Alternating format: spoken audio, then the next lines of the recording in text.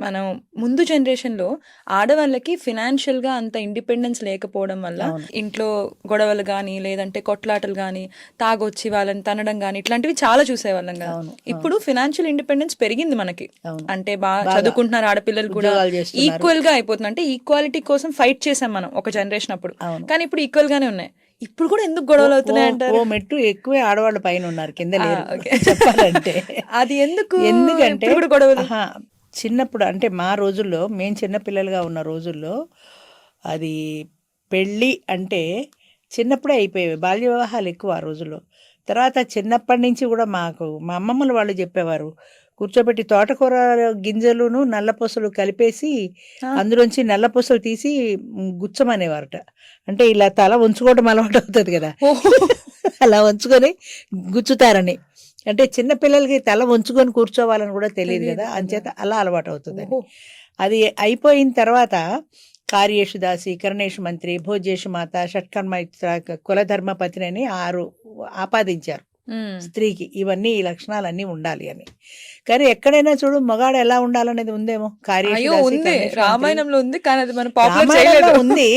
కానీ ఇలాగ ఈ శ్లోకంలాగా ఈ పద్యం ఉన్నట్టుగా ఎక్కడా మనం చదవలేదది. అవును. రామాయణంలో ఉంది. నీకు ద్వాపర యుగంలో కృష్ణుడు గాని, రామాయణంలో రాముడు గాని, ప్రతి ఒక్క దాంట్లోనూ ఒక్కొక్క మెసేజ్ ఉంది. కానీ ఆ మెసేజ్‌ని ఎవరు పాటిస్తున్నారు? అది పాపులర్ చేయం మనం. ఇది చేసాం. అది అది అది ఎవరు అసలు దాన్ని తొక్కేశారు. రామాయణంలో రాముడు ఏకపత్ని వ్రతుడు. ఆయనకి ఒక ఒక భార్యే. అదే ద్వాపర యుగం వచ్చేప్పటికి ఆయనకి అష్ట భార్యలు. ఏంటి ఈ డిఫరెన్స్ ఎందుకొచ్చింది అంటే, యుగాలను బట్టి యుగ ధర్మాలు మారతాయి. హ్మ్. ద్వాపర యుగంలో ధర్మం వేరు, త్రేతాయుగంలో ధర్మం వేరు, కలియుగంలో ధర్మం వేరు. అలాగా ధర్మాలు మారుతూ ఉంటాయి. ధర్మాలు మారుతున్నప్పుడు ఆ కాలాన్ని బట్టి ఆ ధర్మాన్ని పాటించుకుంటూ వెళ్తారు. అంటే ఏ లిటిల్ బిట్ చేంజ్ ఉంది రాముల వారికి, కృష్ణుడికి మధ్యలో. హ్మ్. అలాగే ద్వాపర యుగానికి, కలియుగానికి మధ్యలో చేంజ్ ఉంది. అప్పుడు భార్య చచ్చిపోతే మనకి కొన్ని దురాచారాలు కూడా ఉండేవి పూర్వకాలం. హ్మ్. అవును. ఏది చితి మీద పెట్టేసి సతీ సహగమనం. సతీ సహగమనం లాంటివి ఉండేవి. అది దురాచారం అని తెలిసిన తర్వాత ఏదో రాజా రామ్మోహన్ రావు లాంటి వాళ్ళు కొంతమంది దాన్ని రూపుమాపడానికి కొన్ని సంవత్సరాలు కృషి చేశారు. నెమ్మదిగా అది మాసిపోయింది. ఆ తర్వాత ఇలాగే ఎన్నో కొన్ని దురాచారాలు అంటే ఇప్పుడు భర్త చనిపోయిన తర్వాత భార్య బ్రతుకున్నా కూడా ఒకప్పుడంటే చితిలో తగలేశారు. ఇప్పుడు తగలేయట్లేదు. కానీ బ్రతికున్నా కూడా ఆమెను ఎలా చూసేవాళ్ళంటే మీరెవరు ఎరగరు. అలాంటి సీన్‌లు చూడలేదు మీరు. ఆమెకి జుట్టు మొత్తం తీసేసేవాళ్ళు. గుండె హ్మ్. తెల్ల పంచె కట్టేవాళ్ళు. జాకెట్ లేదు. సింగిల్ అనమాట. ఆ తెల్ల పంచె కట్టుకొని ఈ జుట్టంతా లేకుండా ఇలా గుండుతో అంటే ఒక రకమైన వికృత రూపంతో ఉండాలి స్త్రీ. హ్మ్. అంటే భర్త లేడు కాబట్టి పరపురుషుడు ఎవ్వరు ఆకర్షించేలాంటి లక్షణం ఆ స్త్రీలో ఉండకూడదు. హుహు. జాయింట్ ఫ్యామిలీస్ ఉండేవి ఒకప్పుడు. జాయింట్ ఫ్యామిలీస్ అంటే కొన్ని జనరేషన్స్ కలిసి ఉండేవారు.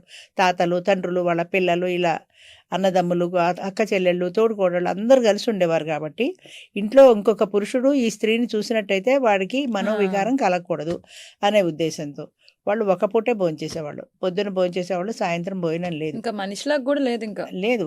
చాలా అది చెప్పాలంటే వాళ్ళని ఇంకా బలవంతంగా బంధించినట్టే. ఇల్లు దాటి బయటికెళ్ళకూడదు. హ్మ్. ఇంకా హ్మ్. మా అమ్మగారు చెప్తూ ఉండేవారు చిన్నప్పుడు. మా అమ్మగారి రోజుల్లో స్త్రీలు 3 రోజులు బయట ఉండే పరిస్థితొస్తే వాళ్ళకి వేరే ఒక గదుండేది. హుహు. ఇంట్లో తిరగకూడదు వాళ్ళు. ఆ స్నానం చేసి ఇంట్లోకొచ్చే సమస్యే లేదు. 3 రోజులు వేరే ఉండాలి. ఆ 3 రోజులు కూడా వాళ్ళకి వేరే ఒక గది ఆ పేరు మీద ఉండేది. ఆ గదిలోనే ఉండాలి. హుహు. వాళ్ళు బయట ప్రపంచాన్ని చూడకూడదు. సంబంధం లేదు బయట ప్రపంచంతో. హ్మ్. వాళ్ళు భోజనం చేయాలంటే ఆకు ఎవరినైనా అడిగి తెచ్చుకోవాలి. కంచాల్లో తినకూడదు కదా! పనికిరాదు. హ్మ్. అంచేత ఎవరింటికైనా ఎళ్లి అది రోజుల్లో అందరికీ అరటి చెట్లు ఉండేవి. ఒక అరటాకు కోసుకొని తెచ్చుకుంటే అరటాకులో వీళ్ళు అన్నం పెట్టేసి వెళ్ళిపోతారు. వెళ్ళిపోయాక ఆవిడొచ్చి కూర్చొని తినాలి. వామ్మో! హ్మ్. ఎందుకంత? అంతంత కష్టాలు పడ్డారు ఆ రోజుల్లో. మా అమ్మగారు చెప్తుండేవారు. ఆవిడకి కోపమొచ్చి రోజు రోజు ఆకు అడుక్కోవడానికి ఎవరింటికి పోతామని ఓ రోజు ఆ ఆకు కొనుక్కొని 3 ముక్కలు చేసుకొని పగలే తినేవారు. సాయంత్రం తినేవాళ్ళు కాదు ఆవిడ. మళ్ళీ ఆహా! సాయంత్రం తింటే ఇంకొక ఇంకో ఆకు ఆకు ఖర్చు అడగాలి గదా! అవుతుందని ఆ! మళ్ళీ బయటికెళ్ళి అడగాలి అని. సో, అంత భయంకరమైన రోజులు అనుభవించారు ఆ రోజుల్లో. హ్మ్. కాలం మారుతున్న కొద్దీ చదువులు. ఇక చదువులకొస్తే అసలు చదువులే లేవు. చదువులెక్కడున్నాయి? మహా అయితే ఈ పెద్ద బాలశిక్ష చదివేవారేమో. హ్మ్. అంత తప్ప స్కూల్‌కెళ్ళడం, చదువుకోవటాలన్నవి లేవు. హ్మ్. లేకపోవడంతో ఆర్థిక స్వతంత్రం గూడా లేదు. ఆర్థిక స్వాతంత్రము లేదు. ఒకవేళ ఏదైనా భర్త ఏదైనా అన్నా గూడా భరించడమే తప్ప బయటికి రావడం తెలీదు. నువ్వు సహనం ఉండాలమ్మా, భూదేవంత సహనం ఉండాలి ఆడదానికి. నువ్వు అలా తిరగబడకూడదు, నువ్వు అలా మాట్లాడకూడదు అన్న తర్వాత దీన్ని కూడా అంతే కాబోలు అని సహనంగా ఉండాలని వాడు ఉచిపుచ్చుకు నోరు కొట్టినా భరించడం తప్ప రివర్స్లో తెలిసేది కాదు. తెలీదు. ఆర్థిక స్వతంత్రం కూడా లేదు కదా. నేను బయటికి వెళ్ళి నా బతుకు నేను ఎట్లా బతకాలి అనేది కూడా question. ఎలా బతకాలి? పుట్టింటి వారి సపోర్ట్ లేదు. నువ్వు వచ్చేసాయి మేము చూసుకుంటానులే అనే సపోర్ట్ పుట్టింటి నుంచి కూడా లేదు. చావో రేవో నువ్వు అక్కడ చావాల్సిందే తప్ప మా ఇంటికి రావద్దు అనేవాడు పుట్టింటి వారు కూడా. సో ఏ రకంగానూ కూడా ఈమెకి స్వతంత్రము లేదు, బయటకు వచ్చి బతికే ధైర్యము లేదు, ఫైనాన్షియల్ ఇండిపెండెన్స్ లేదు. సో ఫ్యామిలీలో అలా కొట్టినా తిట్టినా అలా పడుండడమే అలవాటు అయిపోయింది ఆడదానికి. ఓకే. తప్ప రైట్ అన్నది పక్కన పెడితే అప్పుడు అలా ఉండేది. అలాగే ఉండేది. అంతకంటే వేరే మార్పు కూడా లేదు, అవకాశం లేదు, ఏ ఆడదానికి అవకాశం లేదు. అంచేత భరిస్తూ బ్రతకడం అలవాటు అయిపోయింది కాబట్టి అది ఏదో పితృస్వామ్య వ్యవస్థలాగా మగవాడే ఇష్టం వచ్చినట్టు వాడు పెత్తనం చేయడం ఉండేది. క్రమేపీ మా రోజులు వచ్చే టైంకి కొంచెం ఆడపిల్ల బయటికి వెళ్ళడం చదువుకోవటం వచ్చింది. ఆ చదువు కూడా మహా అయితే హై స్కూల్ వరకే చదువుకునేవారు, ఆ తర్వాత పెళ్లి చేసేసేవాళ్ళు. కొంతమంది హై స్కూల్ దాటి కాలేజీ దాకా వచ్చారు. రోజులు గడుస్తున్న కొద్దీ కూడా ఆడపిల్లలు కాస్త చదువుకు పేరు చెప్పి బయటికి రావటం, ఉద్యోగాలు చేయటం నెమ్మదిగా అలవాటైంది. వాళ్ళంత కష్టం చూసారు కాబట్టి మారదలుచుకున్నారు. పేరెంట్స్ కూడా ఎంకరేజ్ చేశారు, వీళ్ళు చదువుకున్నారు, ఉద్యోగాలు చేశారు. అయితే చదువుకుని ఉద్యోగాలు చేసిన కొద్దీ మనస్తత్వాలు కూడా మారడం మొదలుపెట్టాయి. అంటే కాలం ఎప్పుడు ఒకేలా ఉండదు కదా.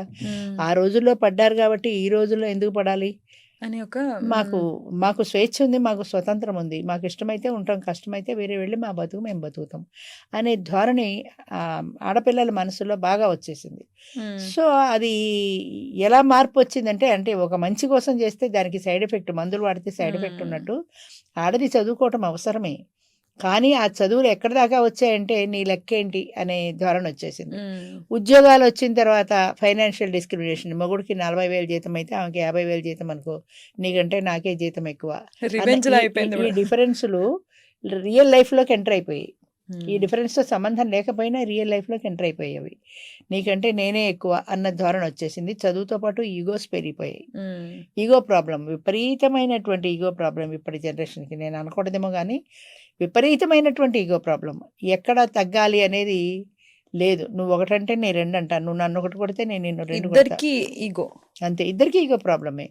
నేను చిన్న ఎగ్జాంపుల్ చెప్తాను, ఎక్కడో చెప్పాను కూడా. ఇది ఎవరికో ఒక పిల్లలకి పెళ్లి సెటిల్ అయింది. ఈ రోజుల్లో ఫోన్లు వచ్చాక పెళ్లి కొడుకు పెళ్లి కూతురు పెళ్ళి అయ్యేదాకా మాట్లాడుకుంటుంటారు కదా, ఫోన్లలో మాట్లాడుకుంటుంటారు. అబ్బాయి వాళ్ళ ఇంట్లో కుక్క పిల్ల ఉంది. అబ్బాయి వాళ్ళకి కుక్క పిల్లని పెంచడం అలవాటు. అబ్బాయి ఫోన్ చేస్తే అస్తమానం మా జిమ్మి ఇది చేస్తుంది అది చేస్తుంది అని కుక్క ముచ్చట్లు చెప్పేవాడు. ఈ అమ్మాయి కుక్కలంటే ఇష్టం లేదు.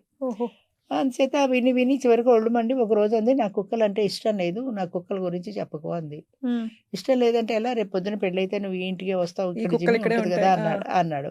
దానికి కోపం వచ్చింది ఆ మాట అన్నాడప్పటికి. నీ కుక్క కావాలా నేను కావాలా తెలుసుకో అంది. నాకు నువ్వు ఒక్కర్లేదు, కుక్క కావాలన్నాడు. వదిలేశాడు, సంబంధం క్యాన్సిల్.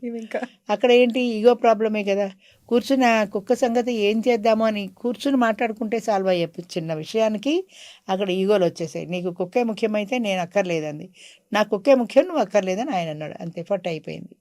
అలాంటివి కోకొల్లలు. చిన్న చిన్న విషయాలకి సర్దుబాటు అనేది లేకుండా పెద్దవాళ్ళు ఉన్నారనుకో, ఇంత కుక్క గురించి మీరెందుకే పెళ్లి మానుకుంటారు, ఇంత ప్రయత్నం చేసుకున్న తర్వాత అని వాళ్ళంటే, నాకు అనవసరం, నాకు ఇష్టం లేదు పెళ్ళి, నీకు ఇష్టమైతే చెప్పు, లేదంటావా నేను ఇంటికి వెళ్ళిపోతాను, నేను ఉమెన్స్ హాస్టల్లో ఉండి నా బతుకుతా, అసలు నువ్వు వద్దంటే మీ ఇంటికే రాను అన్న ధోరణి ఆడపిల్లల్లో బాగా వచ్చింది.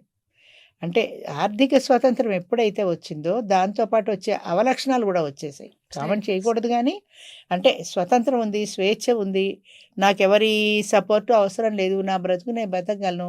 ఇక అలాంటప్పుడు నీ మాట నేను ఎందుకు వినాలి, నా ఇష్టం వచ్చినట్టు నేను ప్రవర్తిస్తాను.